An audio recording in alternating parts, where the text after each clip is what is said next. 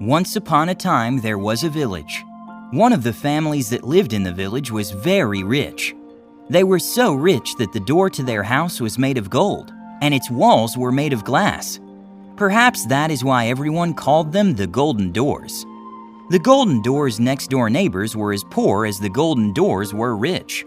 The house next to the Golden Doors was barely more than a broken-down cabin.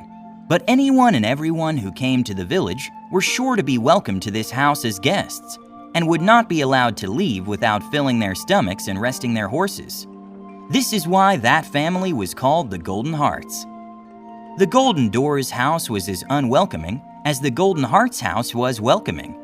The Golden Doors never shared anything with anyone and spent their days making merry. Nobody knew where the source of these riches came from.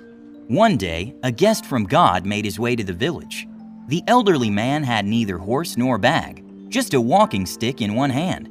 Like all guests from God, he hoped to find a place to stay and a bite to eat. The first house he saw was the glass house with the golden door. It was a very difficult house to miss, to be honest, as it was the biggest and grandest house in the village. The old man knocked on the golden door. The father of the house answered it. He looked the old man up and down and asked, "What do you want?" The old man answered, "I am a guest from God. I have come far. I have little.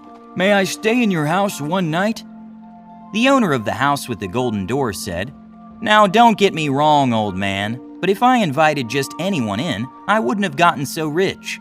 Move on, move on." The elderly man with the white beard couldn't do anything other than leave the doorstep of that beautiful house crestfallen. The old man then saw the broken-down cabin next door. He knocked on the door. The father of the family with the golden hearts opened the door. He smiled and asked the man in without a single question. The bearded old man was the family's guest at their table that night. The children of the household sat at the old man's feet all night. When it was getting to be nighttime, they huddled around the fire. The old man told them stories, as if he were telling them to his own grandchildren. And it wasn't only the children who were listening, their parents were all ears too. Once the story was over, the fire went out, and everyone went to their rooms to sleep. In the morning, the family said goodbye to the old man. The children were very sad that this old man, who they were already calling Grandpa, was leaving. They emptied a bucket of water after him to wish that his journey would be clear as water. Time passed, the seasons changed, and on a hot summer afternoon, an earthquake hit the village. The people and the animals were all unharmed, but the houses had been damaged. Most damaged of all was the house with the glass walls and the golden door. The earthquake had broken it into pieces. So, the family had lost all their riches. The family with the Golden Hearts house was also damaged, of course. The whole village banded together to fix the houses that had been harmed.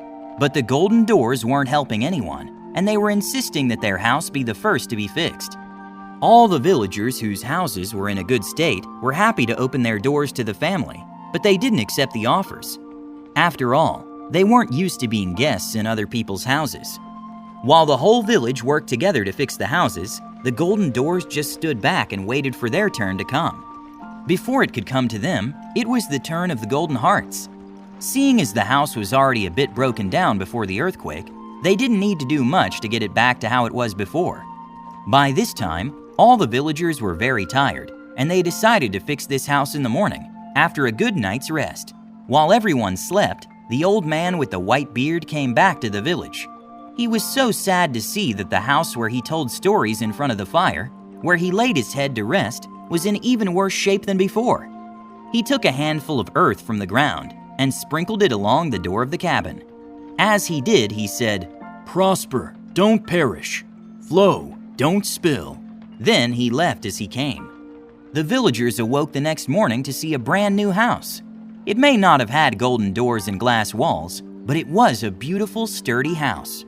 They had a faint feeling that someone had said, "Prosper, don't perish. Flow, don't spill," in their dreams, but they couldn't quite tell each other about it.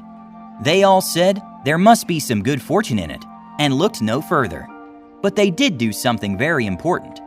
They all worked together and built the golden doors, who hadn't helped anyone and now didn't know what to do, a beautiful house. The golden doors were very happy, but also a little embarrassed. To repay the kindness of their neighbors, They never locked their doors again and always accepted guests to their home. They were now known as the Open Doors. If one day you come across this village, make sure you visit the Open Doors, and they will tell you this fine story themselves.